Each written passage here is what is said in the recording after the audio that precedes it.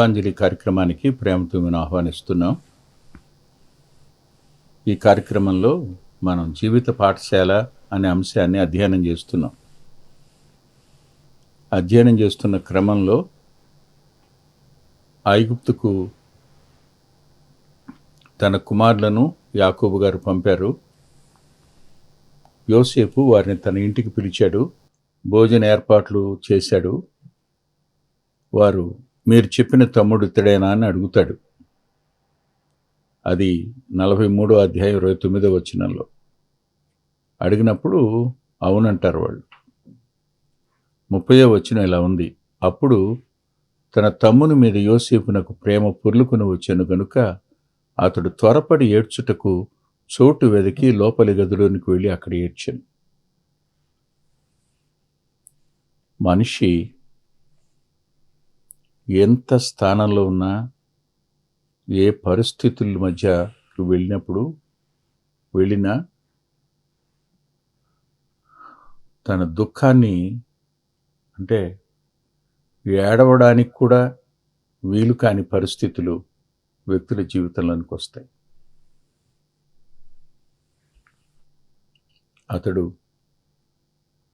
రాజు స్థానంలో ఉన్నా, ప్రధానమంత్రి స్థానంలో ఉన్నా, ఏ స్థానంలో ఉన్నా సరే,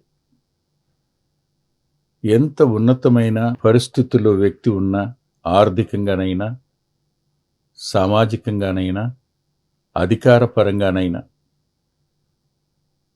అనేకుల ముందు ఏడవలేని పరిస్థితి ఆ వ్యక్తికి వస్తుంది.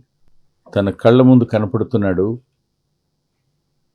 తాను తాగి విడిచిన అమ్మ పాలు తాగినవాడు, తన సొంత తమ్ముడు, తన తండ్రికే కాదు తన తల్లికి పుట్టినవాడు. కానీ యోసేపు వాళ్ళ ముందు ఏడవలేకపోయాడు. ప్రేమ దుఃఖం సమిశ్రితమయ్యే సమయాల్లో మనిషి కొన్నిసార్లు నిస్సహాయుడైపోతాడు. ఆ దుఃఖాన్ని తూయడానికి ఎవరి వల్ల అవుతుంది? యోబు గారు అంటాడు, నా దుఃఖము సరిగా తుయ్యబడును కాక అంటాడు.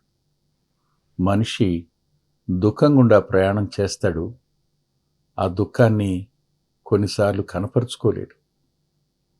ఒంటరిగా గదిలోనో, ఎవరూ లేని ఒంటరితనంలో పొలంలోనో, లేదు తోటలోనో, చివరికి అరణ్యంలోనో, ఏ కొండ అంచునో గావురుమని ఏడ్చేటువంటి సందర్భాలు ఉంటాయి.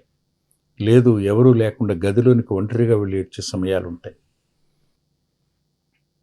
తనకున్న ప్రేమను వ్యక్తీకరించలేని పరిస్థితి యోసేపు జీవితంలోనికి వచ్చింది. కొన్ని మార్లు ఈ జీవితంలో ఏ మనిషి అయినా నిస్సహాయుడైపోతాడు. ఏవేవి వ్యక్తిని నిస్సహాయంగా చేస్తాయి అంటే, ఆదికాండంలో అబ్రహాము, ఇస్సాకు, యాకోబు, యోసేపు, ఈ నలుగురు జీవితాల్లోనూ ఇలాంటి సంఘటనలు కనబడతాయి. ఒక్కో సంఘటన ఒక్కో పాఠాన్ని నేర్పుతుంది మనకి.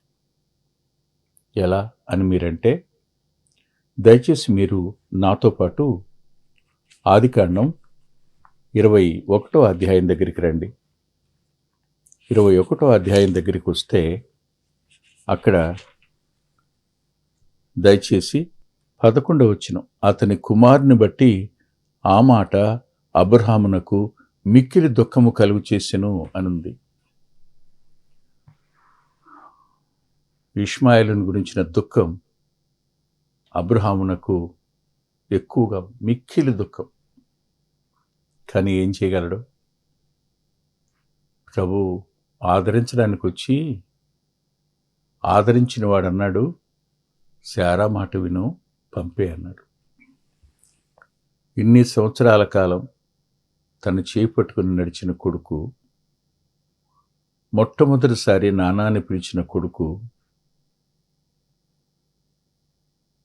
తెల్లవారితే వెళ్ళిపోతాడు. మిక్కిలి దుఃఖం ఉంది. ఏడవద్దని దేవుడు చెప్పాడు. దేవుని మాటకు లోబడ్డాడు. హాగరు భుజాన్న ఆ నీడ తెత్తిపెట్టి ఇష్మాయిల్ని సాగనంపుతున్నాడు. ఏడవగలడా? దుఃఖం లేదని చెప్తామా? కొన్ని మార్లు మనకు అత్యంత ప్రియమైన వాళ్ళు దూరం అవుతారు. దేవుడే అట్టి వారిని దూరం చేస్తాడు. అలా దూరం చేయడానికి మన స్వయంకృత అపరాధం కారణం. మర్చిపోవద్దు. దేవుని అడగని పొత్తు, దేవుని అడగకుండానే మనం చేసిన పని వల్ల ఇలాంటివి సంభవించే అవకాశం ఉంది. అలాంటి సమయాన్న కేవలం అబ్రహాం అంతటి వాడు ప్రేమ ఉంది, దుఃఖం ఉంది, కానీ వెల్లడి చేసే అవకాశం లేదు. నిస్సహాయంగా కళ్ళు పెద్దవి చేసి చూస్తూ ఉండిపోవడం తప్ప. ఇది అబ్రహాం. ఆలోచించిన ఒకసారి. చాలాసార్లు ఇలా అనిపిస్తుంటుంది. స్నేహితుడిని ట్రైన్ ఎక్కించి పంపించేటప్పుడు, స్నేహితుడు వేరే దేశం వెళ్ళిపోతున్నప్పుడు, ఫ్లైట్ దగ్గర చేయి ఊపేటప్పుడు ప్రేమ దుఃఖం రెండు పొర్లుకొని వస్తాయి. కానీ ఏం చేయలేం. కళ్ళ వెంట నీళ్లు కూడా రాకుండా ఆదిమి పెట్టుకోవలసిన పరిస్థితి వస్తుంది కొన్నిసార్లు. మరలా వచ్చి కారులో ఎక్కాక ఒంటరిగా ఆ కన్నీటిని మనం దిగమింగుకోవలసిన అవసరం ఉంది. ఇలాంటి పరిస్థితి జీవితంలో ఎదురవుతుంది. మనం నేర్చుకోవాలి. తప్పదు. ఇక ఇస్సాకు జీవితం దగ్గరికే వస్తే, ఇస్సాకు జీవితంలో 24వ అధ్యాయం. ఏ తల్లి తనతో పాటు ఇష్మాయేలు వారసుడిగా ఉండకూడదనుకుందో, ఏ తల్లి తన జననం దగ్గర చిరునవ్వు వస్తుంది అని అన్నదో, ఆ తల్లి మరణం ఇస్సాకును వెంటాడుతూనే ఉంది. ఆ దుఃఖం ఆగిపోదు. మరణం దగ్గర ఏడవకుండా ఉండలే, కానీ ఏడవకూడదు అన్నది ఒక నియమం. ప్రభు అయితే ఆత్మ ద్వారా ఇతరుల వలె, నిరీక్షణ లేని ఇతరుల వలె దుఃఖపడవద్దు అన్నాడు. కానీ నా తల్లి అయితే నా దగ్గర ఒక మాట తీసుకుంది, నానా నేను చచ్చిపోయినప్పుడు నన్ను సంతోషంగా సాగనంపగాని ఏడవద్దు అని. అదే మాట నా కొడుకు దగ్గర కూడా తీసుకుందట. ఇద్దరం ఏడవలేదు, సంతోషంగానే సాగనంపాం. ఎప్పటికీ అనిపిస్తుంది, ఒక్కసారి గావురని ఏడ్చేస్తుంటే బాధపోయేది కదా అని. ఆ బాధ అలా మిగిలిపోయింది. అమ్మ ఆలోచించిన ఆలోచన వేరు. నా కొడుకు నేను నిత్యత్వానికి వెళుతున్నానని సంతోషంతో నన్ను సాగనంపాడు అనే సాక్ష్యం కావాలనుకున్నది. కానీ ఆ దుఃఖం కొనసాగుతూనే ఉంటుందని, వెలుపలికి రాని దుఃఖం అంతరంగంలో ఎల్లప్పుడూ నిలిచే ఉంటుందని, నిస్సహాయుల్ని చేస్తుందని ఎవరు గుర్తించలేరు. ఆప్తులైన వారి మరణం ఇస్సాకు అంతరంగంలో దుఃఖాన్ని కలుగు చేసింది. ఇకపోతే యాకోబు గారి జీవితం దగ్గరికే వద్దాం. యాకోబు గారి జీవితం దగ్గరికి వస్తే 37వ అధ్యాయం, ఆదికాండంలోనే 37వ అధ్యాయంలో ఈ అంగీ నా కుమారునిదే. 33వ వచనం. దుష్టమృగము వానిని తినివేసెను, యోసేపు నిశ్చయముగా చేల్చబడెను. ఎంత ప్రేమించాడో అంత దుఃఖం. ఎంత ఏడ్చినా తీరని దుఃఖం. మోసం చేసిన వాళ్ళు ముందే ఉన్నారు, కానీ ఆ సంగతి తెలియదు మనకి. కొన్ని మార్లు మన దుఃఖానికి కారణమైన వారు, మనల్ని మోసం చేసిన వారు మనతోనే ఉంటారు, మన ముందే ఉంటారు, మనలోనే ఉంటారు. అందున మన కడుపున పుట్టినవారు కూడా అయి ఉండొచ్చు, యాకోబులాగా. ఇలాంటి పరిస్థితి దగ్గర యాకోబు ఎంత కుమిలిపోయి ఉంటాడో. ఏడ్చుంటాడేమో కానీ ప్రేమ దుఃఖం రెండూ సమిశ్రితమైనప్పుడు నిస్సహాయుడైపోయాడు. నిస్సహాయుడయ్యి ఏమంటాడో చూడండి. ఓదార్పు పొందనొల్లక నేను అంగలార్చుచు మృతుల లోకమునకు నా కుమారుని యొద్దకు విడదని చెప్పి తన తండ్రి అతని కోసము ఏడ్చెను అని రాస్తుంది. ఆ ఏడ్పు ఏడ్చాడే గాని తీరని దుఃఖం అది. అది ఎల్లప్పుడూ నిలిచి ఉండే దుఃఖం అది. నిస్సహాయుని చేసిన దుఃఖం అది. అత్యధికంగా ప్రేమించిన యోసేపు, మంచివాడైన యోసేపు, ఫలించటి కొమ్మగా ఉండాలని కోరుకున్నటువంటి తల్లి యొక్క వాంఛను నెరవేర్చేటువంటి యోసేపు అకస్మాత్తుగా ఇక లేడు అనే మాట. కొడుకులు తెచ్చి చూపించిన నిలువుటంగికి కనిపించిన రక్తపు మరకలు, దుష్టమృగం చీల్చేసింది అని అంటే బహుశా అంగీ చీల్చి కూడా తెచ్చారేమో వారు, తెలీదు మనకి. ఇప్పుడు చెప్పండి, అబ్రహాము జీవితంలో ప్రేమ దుఃఖం సమిశ్రితమయ్యాయి.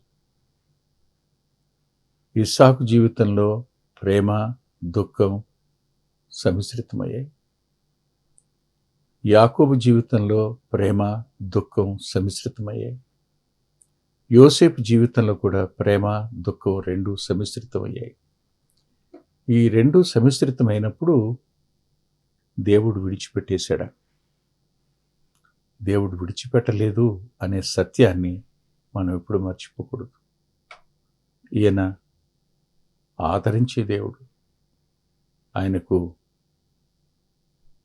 కన్నీరు తుడవడం అనేది ఓ అద్భుతమైన పనిగా తన కొరకు అట్టిపెట్టుకున్నాడని ఒకానొక దినాన నా స్నేహితుడు చెప్పాడు.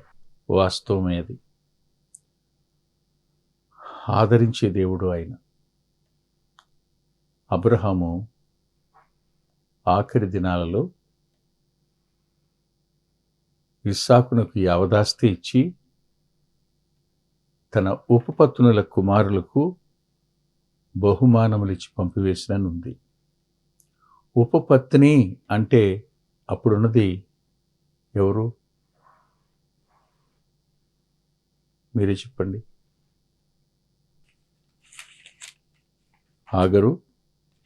హాగరు తరువాత ఆయన వివాహం చేసుకున్నది కెతూరాని గదు.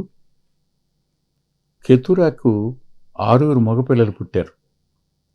25వ అధ్యాయంలో అక్కడ 6వ వచనం అబ్రహాం తమ ఉపపత్నుల కుమారులకు అన్నాడు. అంటే ఇష్మాయిల్ని కూడా పిలిచాడు. ఇష్మాయిల్ని పిలిచి, ఆ రోజున మీ అమ్మ భుజం మీద కేవలం ఆ నీళ్ల తిత్తిపెట్టి పంపించేశాను, ఇదిగో నాన్న పట్టుకెళ్ళు అని బంగారమే ఇచ్చాడో వెండే ఇచ్చాడో ఏమిచ్చాడో తెలియదు, ఇచ్చి పంపించాడు. మళ్ళా తిరిగి కలుసుకున్న ఆ కొడుకు ఇచ్చి పంపించిన దానివల్ల అంతరంగం తృప్తి చెంది ఉంటుంది, ఖచ్చితంగా తృప్తి చెందుతుంది. దేవుడు అట్టి అవకాశాన్ని అబ్రహాముకి ఇచ్చాడు. మరి ఇస్సాకుకి ఇవ్వలేదంటే ఇస్సాకు కూడా ఇచ్చాడు. 24వ అధ్యాయంలో 67వ వచనం చివరి భాగంలో రెబెకాను అతడు తన గుడారంలోనికి తీసుకుని వెడతాడు. ఆ తర్వాత పరిశుద్ధాత్మ దేవుడు రాస్తూ, అప్పుడు ఇస్సాకు తన తల్లి విషయమైన దుఃఖ నివారణ పొందెను అన్నాడు. ఆలోచించండి, ప్రేమ దుఃఖం సమిశ్రితమైనప్పుడు మానవుడు నిస్సహాయుడైపోతే ఆ నిస్సహాయత కొంతకాలం కొనసాగవచ్చునేమో కానీ దేవుడు తానే జోక్యం చేసుకుని ఆ నిస్సహాయత వద్ద ఓదార్పునిచ్చే దేవుడుగా ఆయన ఉంటాడు. అబ్రహాము జీవితంలో చేశాడు, ఇస్సాకు జీవితంలో కూడా చేశాడు. మరి మీ జీవితాల్లో, నా జీవితంలో చేయడా? ప్రేమ ఉంది కానీ ఏమీ చేయలే. ప్రేమ వల్ల కలిగిన గాయం దుఃఖంగా మారింది. దుఃఖం ఉంది, ప్రేమించుతున్నాం, ఏడుపు వస్తుంది, కానీ బహిరంగంగా ఏడవలేని పరిస్థితులు ఉంటాయి. బహిరంగంగా ఏడ్చినా ఆ దుఃఖ నివారణ జరగని పరిస్థితులు ఉంటాయి. ఇలాంటి నిస్సహాయ స్థితి మధ్య కొనసాగుతూ ఉండగా దేవుడు విడిచిపెట్టేసేవాడు కాడని అబ్రహాము జీవితం దగ్గర, ఇస్సాకు జీవితం దగ్గర మనం చూస్తాం. మరి యాకోబు సంగతి మీరే ఆలోచించండి. ఇన్ని సంవత్సరాలు అతడు ఓదార్పు పొందనోలని వాడు యోసేపు బ్రతికి ఉన్నాడన్న మాట వినపడగానే ఏమైపోయి ఉంటాడు చెప్పండి? దేవుడు విడిచిపెట్టేశాడా? నిస్సహాయంగా వదిలేశాడా? లేదు కదా. దేవుడు యాకోబును ఆదరించాడు. ఆయన అబ్రహాము దేవుడు, ఇస్సాకు దేవుడు, యాకోబు దేవుడు. అంతేకాదు, ఆయన నీ దేవుడు, నా దేవుడు కూడాను. ఆలోచిద్దాం ఒక క్షణం. చాలాసార్లు కొంతమంది చెల్లెళ్ళు తమ దుఃఖాన్ని పంచుకుంటారు. ఎవరితో చెప్పుకోలేమన్నాయా అంటారు. ఎవరికి చెప్పుకున్నా చులకనైపోతాం కదా అన్నయ్య అంటారు. కానీ దేవుని దగ్గరే చెప్పుకుంటామన్నాయా? వాస్తవం, మన కన్నీరు ప్రభువు కనపడితే చాలు. మన దుఃఖాన్ని ఓదార్పుగా మార్చగలిగిన వాడు ఆయన. లేఖనంలో ఒక మాట రాసింది, అది నేను చదివి వినిపిస్తాను, కొంచెం మీరు మనసు పెట్టి వినండి. సామెతల గ్రంథం దయచేసి చూడండి. సామెతల గ్రంథంలో 14వ అధ్యాయం 10వ వచనం. ఎవని దుఃఖము వాని హృదయమునకే తెలియను. నీ దుఃఖాన్ని నేను కొలవలేను, నా దుఃఖాన్ని నువ్వు కొలవలేవు.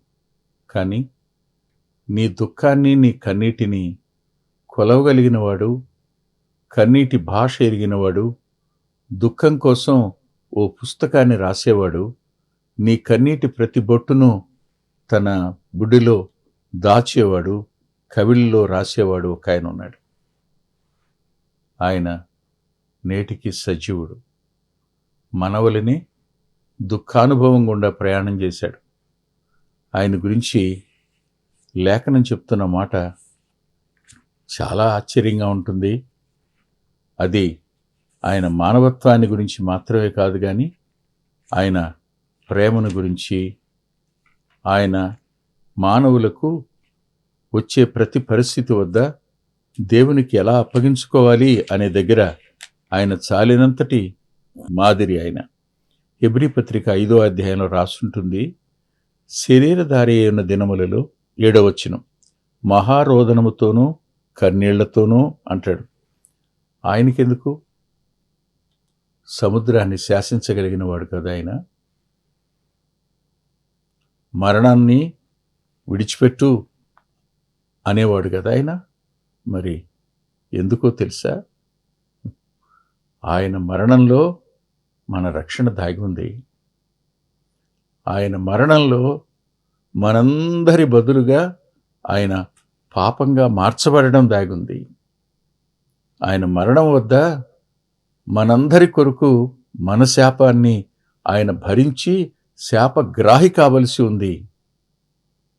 ఊహించండి ఒకసారి. అందుకనే ప్రజలు ప్రభుని గురించి మాట్లాడుకుంటూ ఇర్మియా ఏమో అని అంటారు. అంటే దుఃఖ ప్రవక్త అని పేరు ఇర్మియాకు. ప్రభు కూడా అంతే. దుఃఖం లేని జీవితాన్ని ఎవ్వరూ గడపలేరు. ఎంత స్థాయిలో ఉన్న వ్యక్తికైనా దుఃఖం ఉంటుంది. అబ్రహాముకుంది, ఇస్సాకుకుంది, యాకోబుకుంది, యోసేపుకు ఉంది. యోసేపు ముందే కనపడుతున్నాడు. కానీ ప్రేమ వచ్చింది, వెళ్ళి ముద్దు పెట్టుకోలేడు. ప్రేమ వచ్చింది, తమ్ముడు అని పిలవలేడు. కారణం, తను బయలుపరుచుకోవడానికి ఇంకా టైం ఉంది. ఈ కారణం చేత ప్రేమ పొర్లి వచ్చినా అతడు లోపలికి పోయి ఏడ్చి మళ్ళా ముఖం కడుక్కుని వచ్చినట్టు చూస్తాం. దేవుడు యోసేపుకు బెన్యామీను ముఖం చూడగానే ప్రేమ, దుఃఖం, దానితో పాటు ఓదార్పు మాత్రం రాలేదా? ఖచ్చితంగా. నేడైనా ఆ ప్రభు మీద ఆధారపడితే మనం కూడా ఆయన చేత ఓదార్చబడతాం. ఆయన ధైర్యపరిచేవాడు, బలపరిచేవాడు, కన్నీటిని తుడిచేవాడు. తల్ల వంచి ప్రార్థన చేసుకుందాం. ప్రేమగల మా ప్రియ తండ్రి, పరిశుద్ధుడు అయిన గొప్ప దేవ, లేఖనం మీది వింటున్న మా ప్రియులతో మీరే మాట్లాడి వారి అంతరంగాలను మీరు ఓదార్చి నెమ్మదినిచ్చి బలపరిచి కన్నీటిని తుడవండని, మీ నామ మహిమ కొరకై ఇంకా ఎవరైనా మిమ్మను అంగీకరించడానికి ప్రేరేపించబడిన వారు ఉంటే అంగీకరించడం కోసం వారి అంతరంగాలకు మీ ఆత్మ యొక్క సాయాన్ని అందచేయమని యేసుక్రీస్తు ప్రభు వారి పేరిట ప్రార్థిస్తున్నాం తండ్రి. ఆమేన్. ప్రభు చిత్తమైతే వచ్చే వారం కలుసుకుందాం. అద్భుతమైన పుస్తకాలు అందుబాటులో ఉన్నాయి. అందులో అంత్యోక్ మినిస్ట్రీస్ నుంచి ప్రచురితమైన మీ ఆత్మీయ క్షేమానికి మేలు కలుగు చేసే పుస్తకాలు, మీ ఆత్మలను దేవుని కొరకై ఉజ్జీవింప చేసే పుస్తకాలు, ప్రభువులాగా జీవించడానికి ప్రేరేపించే పుస్తకాలను దైవాత్మ సహాయంతో రాయటం జరిగింది. పిల్లల కొరకై చిత్రీకరించబడిన 5 DVDలు అందుబాటులో ఉన్నాయి. ప్రతి DVD పిల్లలను దేవుని కొరకు ఎంతగానో విశ్వాసాన్ని పెంపొందింపజేసేవిగాను, ఆసక్తిని కలిగించేవిగాను, ఆత్మలో ప్రభువుని హత్తుకునేట్టు చేసేవిగాను ఉన్నాయి. ఈ మధ్యన వెలువడినటువంటి ఆ DVD సాధనం, అది మీ పిల్లలకు ఎంతైనా మేలు చేస్తుంది. ఆ పాటలను మీరు చూస్తున్నారు. వాటన్నిటినీ మీరు పొంది ఆత్మీయంగా మేలు పొందాలని ఒక దైవ సేవకునిగా మీకు మనవి చేస్తున్నాను. 6వ పిల్లల DVD సమయం అందుబాటులో ఉంది. 5 చూసిన వారు 6వది కూడా మీ పిల్లలకు చూపించి మీరు చూచి అంతరంగంలో దేవుణ్ణి స్తుతిస్తారని నమ్ముతున్నాను. తప్పకుండా ఈ DVDలు తీసుకోండి. 2018వ సంవత్సరం తెలుగు VBS DVD దాహం, పిల్లల ఆత్మీయ క్షేమం కోసం 10 పాటలతో దృశ్యరూపకంగా దీన్ని తయారు చేయడం జరిగింది. తప్పనిసరిగా ఈ DVD తీసుకోండి. పిల్లలకు వీటిని పరిచయం చేయండి. ఈ పాటలు మీ పిల్లలకు నేర్పండి. మీ సండే స్కూల్లో ఈ పాటలు నేర్పడం మర్చిపోకండి. నూతనంగా వచ్చిన పిల్లల DVD ఐక్యత అనే టైటిల్ పెడదామనుకున్నాం, కానీ కలిసి ఉందాం అనేటువంటి టైటిల్ని పెట్టడం జరిగింది. కలిసి ఉందాం, అది పిల్లలకు ఎంతో ప్రయోజనకరమైన DVD. దానిని మీరు పొంది మీ పిల్లల ఆత్మీయ క్షేమాన్ని ఖచ్చితంగా చూస్తారని నేను నమ్ముతున్నాను. ఆ DVDని మీరు సంప్రదించి పొందవచ్చు. సాధు సాల్మన్ గారి జీవితం, ఆయన గోదావరి నది దగ్గర ఒక ఆశ్రమాన్ని స్థాపించి అనేక మందిని ప్రభువులోకి నడిపినవారు, అనేక మంది జీవితాలను ఆయన ప్రోత్సహించినవారు. ఎంతో ప్రోత్సాహకరమైన ఈ జీవితాన్ని చదివి మీరు తప్పకుండా ఆత్మీయమైన మేలు పొందుతారు. ఎంతో దిద్దుబాటు ఈ పుస్తకం మూలకంగా జరుగుతుంది. తప్పకుండా చదవండి. గత 30 సంవత్సరాలుగా ఇది 31వ సంవత్సరం క్రీస్తు సువార్త పత్రిక. అనేక మంది ఆత్మీయ ఆకలిని తీరుస్తున్నటువంటి మాసపత్రిక. ఈ పత్రికను మీరు పొంది మీ ఆత్మీయ జీవితాలకు మేలు కలుగు చేసుకుంటారని హృదయపూర్వకంగా మీకు సిఫార్సు చేస్తున్నాను. గత 2 సంవత్సరాలుగా పిల్లల ఆత్మీయ క్షేమం కోసం సచిత్ర ద్విమాస పత్రిక నెలవంక వెలువడుతోంది. అనేక మంది పిల్లలు ఆత్మీయంగా మేము మేలు పొందామని వారి ఉత్తరాల ద్వారాను వ్యక్తిగతంగా కలుసుకున్నప్పుడు సాక్ష్యం చెబుతున్నారు. మీరు కూడా మీ పిల్లల కోసం నెలవంక పత్రికను మీరు పొందొచ్చు. అందుకొరకై ఈ క్రింద ఇవ్వబడినటువంటి ఫోన్ నెంబర్ని మీరు సంప్రదించండి. ప్రభు యేసు నీకే ఈ కృపాంజలి, ప్రభు యేసు నీకే ఈ కృపాంజలి. వీచే గాలి, కూసే పక్షి, ఊగే కుంభ, వెలిగే తారా, సన్నుతించేది నిన్నే. మా చిరునామా కృపాంజలి, బ్రదర్ పిల్లా వెంకటరత్నం, రామచంద్రపురం రోడ్, గుడివాడ, కృష్ణా జిల్లా, Andhra Pradesh. Our address Krupanjali, brother Pilla Venkataratnam, Ramachandrapuram road, Gudivada, Krishna district, Andhra Pradesh.